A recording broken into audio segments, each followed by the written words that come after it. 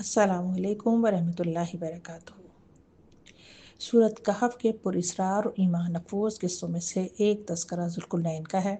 एक ऐसी हस्ती जिसे अल्लाह रब्बुल इज़्ज़त ने ज़मीन पर बेमिसाल इक़्तिदार, ताकत और इल्म से नवाजा था।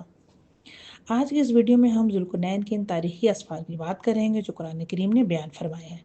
हम देखेंगे कि मगरिब में स्याह चश्मे से लेकर मशरिक़ की तपती धूप तक और फिर शुमाल के इन बुलंद पहाड़ों तक का सफ़र कैसे तय हुआ।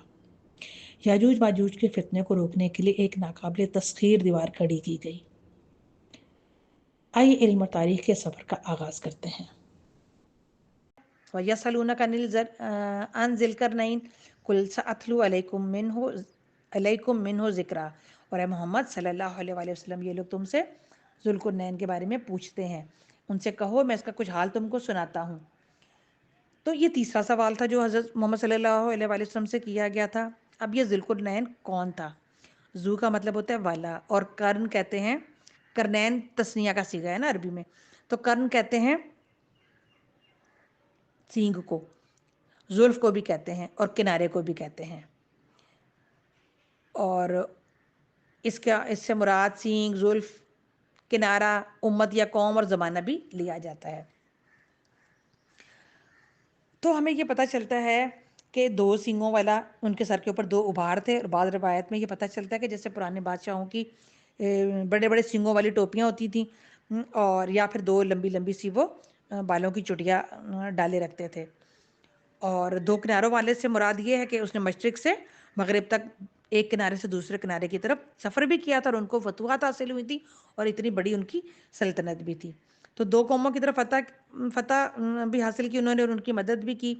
दो ज़मानों वाले थे क्योंकि उनको दो ज़मानों जितनी लंबी उनकी हुकूमत भी थी, और उनको उम्र भी इतनी लंबी दी गई थी। तो एक ज़माना एक उम्र हो गई। तो लंबी ज़िंदगी थी कि वो उनकी जो थी हुकूमत वो भी बहुत बड़ी वसी इलाके पे फैली हुई थी, और उनकी अपनी उम्र भी बहुत लंबी थी कि जिसमें दो ज़मानों जितना वक़्त काउंट हो जाता है। तो ये कौन थे, इसका नाम कुरान और हदीस में मौजूद नहीं है, बस वाक़यात हमें जो है वो पढ़ने को मिलते हैं। तो ज़ुल्कुरनैन को अल्लाह ताला ने नेमतों से माला माल किया था। जवान थे, खूबसूरत थे, ताकतवर थे, फ़न, हुनर, दौलत सब नेमतों से माला माल थे। उनके पास हुकूमत थी, ओहदा था, इक़्तिदार था, सब कुछ था। असहाबे कहफ़ के वाक़े में हमने देखा कि तमाम मोहब्बतों को ठुकराना और फ़िक्र आखिरत के लिए छोड़ना सिखाया गया। बाग वालों के वाक़े में आजमाइश थी, उसमें फ़िक्र आखिरत का अंदाज़ बताया गया। हज़रत मूसा के वाक़े में फ़िक्र आखिरत के लिए दुनिया की सारी फ़िक्रों से गाफिल कर दिया गया, और ज़ुल्कुरनैन में सिखाया कि दुनिया की महबूब चीज़ों को फ़िक्र आखिरत के लिए खर्च कैसे करना है। तो दुनिया की सब चीज़ों को बाक़ियात और सालिहात कैसे बनाया जा सकता है। तो ज़ुल्कुरनैन इतनी नेमतों के बावजूद इशरत में नहीं डूबा। उसने अपना तमाम इल्म, हुनर, फ़न को अल्लाह ताला के दीन और अल्लाह के बंदों की खिदमत में लगाकर बाक़ियात और सालिहात हासिल करना चाहा। सूरह कहफ के 4 अहम किस्सों में से आखिरी किस्सा ज़ुल्कुरनैन का है। ये वाक़या एक ऐसे अजीम हुक्मरान का है जिसके पास ताकत, दौलत और वसी इक़्तिदार था, लेकिन उसने उसे अल्लाह की नाफरमानी के लिए नहीं बल्कि अदल व इंसाफ कायम करने और कमज़ोरों की मदद करने के लिए इस्तेमाल किया। ज़ुल्कुरनैन को अल्लाह ताला ने हर किस्म का सामान मुहैया किया था, और वो मशरिक़ से मगरिब तक एक फ़ातह की हैसियत से सफ़र करते रहे। सिर्फ दुनिया में नहीं खपा दिया, बल्कि इन सब चीज़ों को उन्होंने अल्लाह की राह में भी खर्च किया।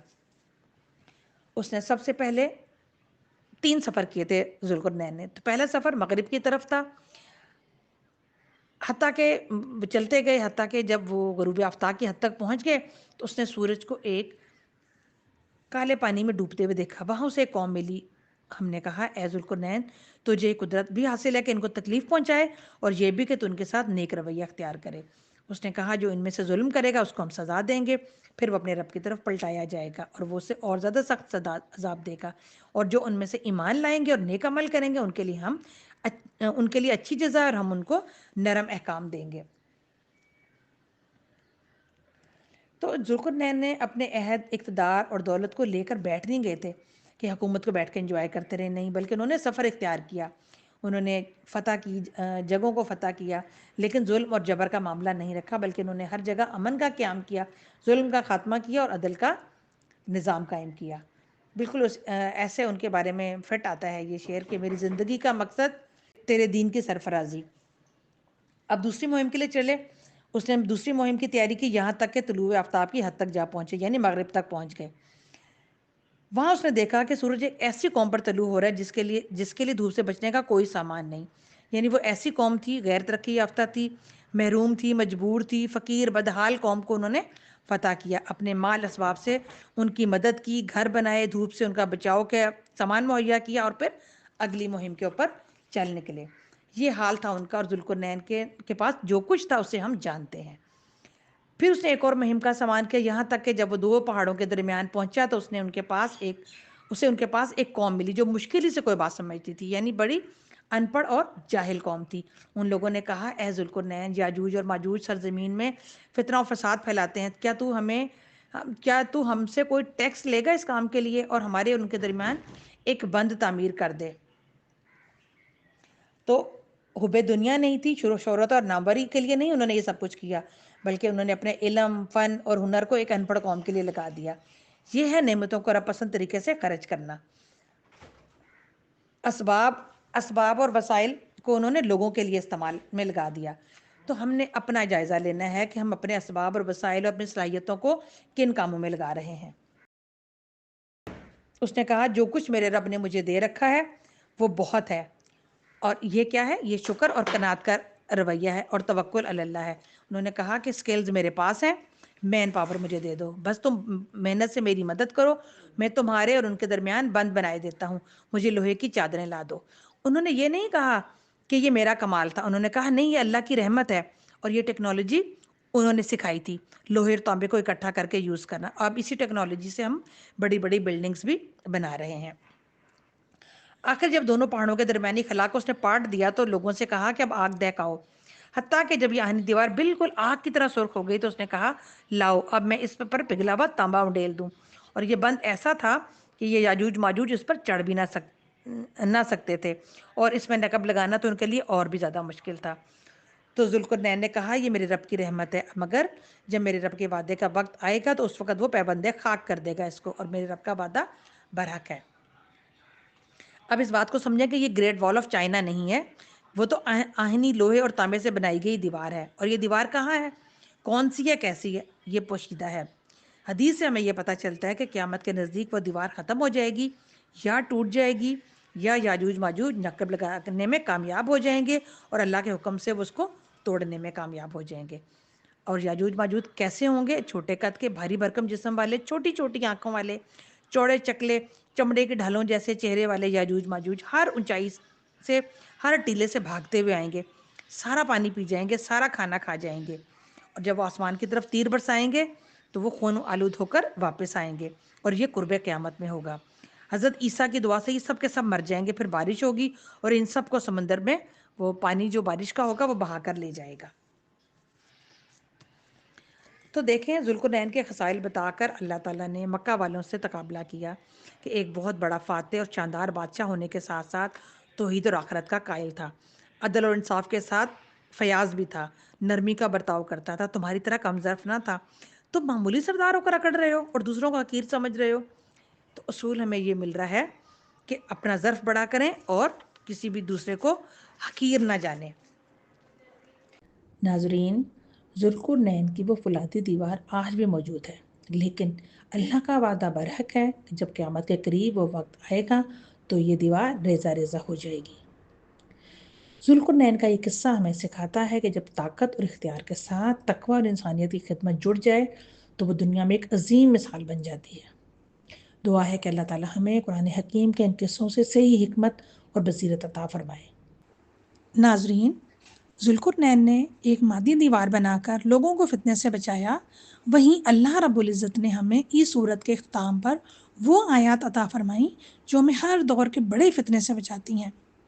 آئیے اس سورت کا اختتام ان آخری 10 آیات کے پیغام پر کرتے ہیں۔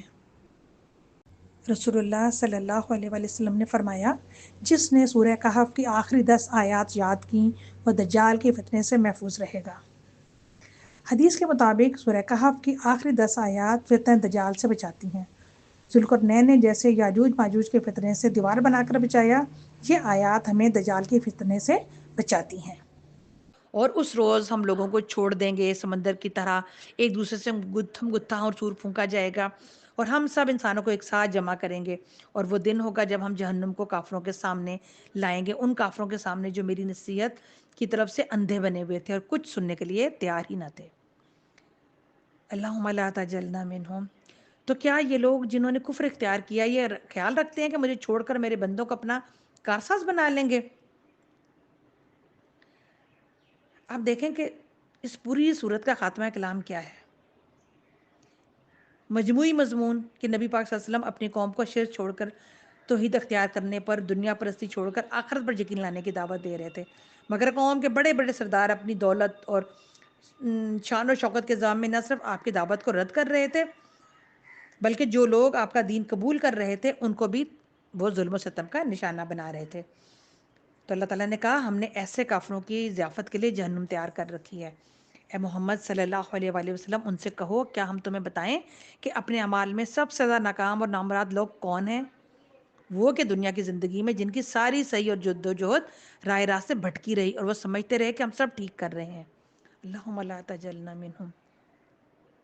یہ وہ لوگ ہیں جنہوں نے اپنے رب کی آیات کو ماننے سے انکار کیا اور اس کے حضور پیشی کا یقین نہ کیا، اس لیے ان کے سارے اعمال ضائع ہو گئے، اور قیامت کے دن ہم انہیں کوئی وزن نہ دیں گے۔ اللہم لا تجلنا منہم۔ تو دنیاوی زندگی کو اصل زندگی جنہوں نے سمجھا اور آخرت سے بے فکر ہو گئے تو انہوں نے ہی نقصان اٹھایا۔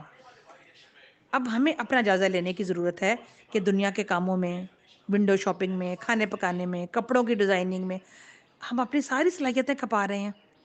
تو جنہوں نے اپنی تمام تر قوت، طاقت، دولت، علم سب کچھ دنیا کے لیے کھپا دیا اور وہ سمجھ رہے ہیں کہ انہوں نے بہت بڑا کام کیا ہے، جبکہ اللہ تو کہہ رہا ہے کہ ان کے اعمال کا تو کوئی وزن ہی نہیں ہے، یہ تو جہنمی ہیں، ان کی ضیافت تو جہنم میں ہوگی۔ تو اللہ تعالیٰ ہمیں اپنی صلاحیتوں کو، اپنی طاقتوں کو، اپنے علم کو دین کے راستے میں خرچ کرنے والا بنا دے۔ اللہ نے فرمایا ذالک جزاؤہم جہنم، ان کی جزا تو جہنم ہے، اس کفر کے بدلے جو انہوں نے کیا اور اس مذاق کی پاداش میں جو وہ میری آیات اور میری رسولوں کے ساتھ کرتے رہے، یعنی اللہ رسول کی بات جنہوں نے ماننے سے انکار کر کے اپنی خواہشات کو مانا اور مذاق اڑایا، ان کے لیے کہا جا رہا ہے البتہ وہ لوگ جو ایمان لائے اور جنہوں نے نیک عمل کیے ان کی میزبانی کے لیے فردوس کے باغ ہوں گے، جن میں وہ ہمیشہ رہیں گے اور کبھی اس جگہ سے نکل کر کہیں جانے کو ان کا جینا چاہے گا۔ اے محمد صلی اللہ علیہ وآلہ وسلم کہہ دو کہ اگر سمندر میرے رب کی باتیں لکھنے کے لیے روشنائی بن جائے تو وہ ختم ہو جائے، مگر میرے رب کی باتیں ختم نہ ہوں، بلکہ اگر اتنی ہی روشنائی ہم اور لے آئیں تو وہ بھی کفایت نہ کرے۔ اے محمد صلی اللہ علیہ وآلہ وسلم کہو میں تو ایک انسان ہوں تم ہی جیسا، میری طرف وحی کی جاتی ہے کہ تمہارا اللہ بس ایک ہی اللہ ہے، بس جو کوئی اپنے رب کی ملاقات کا امیدوار ہے تو اسے چاہیے کہ نیک اگر عمل آپ کو کرے اور ہماری یہ بندگی علمی میں اپنے کاوش رب کے ساتھ پسند آئی ہو کسی تو کو اس ویڈیو شریک نہ کو کرے۔ لائک کریں، اپنے پیاروں کے ساتھ ضرور شیئر کریں۔ تو رب کی قدرت، مزید ایسی کمالات، معلوماتی ویڈیوز اختیارات، کے لیے ذات، ہمارے صفات، چینل کو انعامات، سبسکرائب کرنا معجزات، نہ بھولیں۔ رب کی تو اپنی اور باتیں اپنے دل لکھنے دونوں کے واقع لیے کے لوگوں کا خیال رکھیے۔ اللہ نے کے بعد کروڑوں السلام کتابیں علیکم چاہیے۔ ورحمۃ اللہ اللہ خود کہہ رہا ہے کہ وبرکاتہ۔ سمندروں کی سیاہی بھی ختم ہو جائے گی اور میرے جو باتیں ہیں وہ ختم نہ ہوں گی۔ تو اللہ تعالیٰ ہمیں ان باتوں کو سیکھنے اور سمجھنے کی توفیق عطا فرمائے، کیونکہ ان باتوں سے مراد اس کے کام، اس کے کمالات، اس کے عجائب، اس کی قدرت اور حکمت ہے۔ ناظرین یہ تھا ذوالقرنین کا واقعہ اور سورہ کہف کا پیغام آخرت، لیکن بات یہاں ختم نہیں ہوتی۔ اگلی ویڈیو میں ہم انشاءاللہ اس پوری صورت کا خلاصہ اور نچوڑ بیان کریں گے جو ہماری زندگیوں کو بدل سکتا ہے۔ ہم جانیں گے کہ یہ سورہ کیوں ہر دور کے فتنوں سے بچاؤ کا واحد راستہ ہے۔ تو اگلی قسط دیکھنا مت بھولیے گا۔ اللہ تعالیٰ ہمیں قرآن کے نور سے اپنی زندگیوں کو منور کرنے کی توفیق عطا فرمائے، آمین۔ السلام علیکم ورحمۃ اللہ وبرکاتہ۔